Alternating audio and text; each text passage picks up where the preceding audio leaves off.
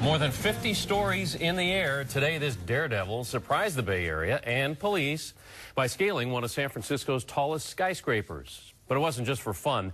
Joe Vasquez watched it all from the ground, says the climber had a clear and precise message. Joe? Alan, it was a quite suspenseful afternoon. Let me show you the video. You know, there's several hours this afternoon, this man who calls himself Skyscraperman started climbing the 60-story Millennium Tower. He started climbing it just after 2 o'clock. Now, as you can see, he's not wearing a safety harness. He just had several sophisticated suction cups with harnesses attached where he would put his feet and hands into.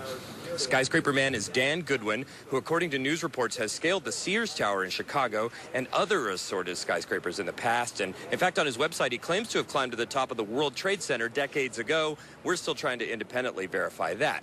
Before he started climbing today, he left behind a news release saying he was climbing the Millennium Tower for 2 reasons. First, to draw attention to the vulnerability of skyscrapers to terrorist attack. Keep in mind, September 11th is a few days away.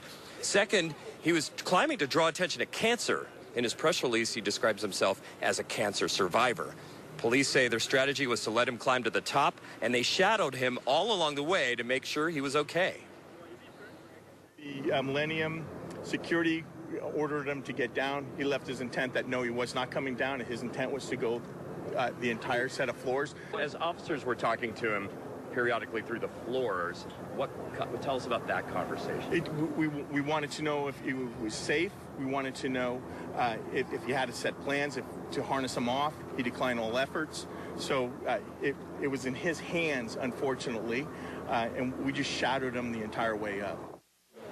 So Skyscraperman Dan Goodwin managed to get to the top where he unfurled an American flag. Police promptly arrested him. He's now at Southern Station, the Hall of Justice, where he'll be charged with misdemeanor trespassing. He'll receive a citation. And then, Alan, we expect he'll be out pretty soon, actually, perhaps within the next couple of hours. Sounds like you won't have trouble talking to him. He'll be available. Joe, I'm just wondering about the resources that were involved here from San Francisco's point of view. Fire, police, they threw a lot of resources at this thing when something else, could have happened during that time.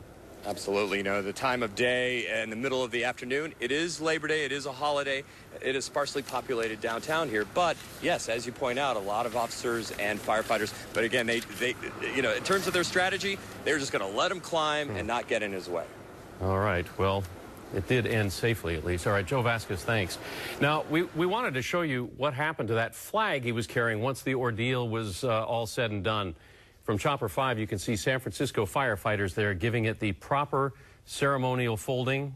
Not something that's taught everywhere these days. No word yet on where the flag heads from here, though.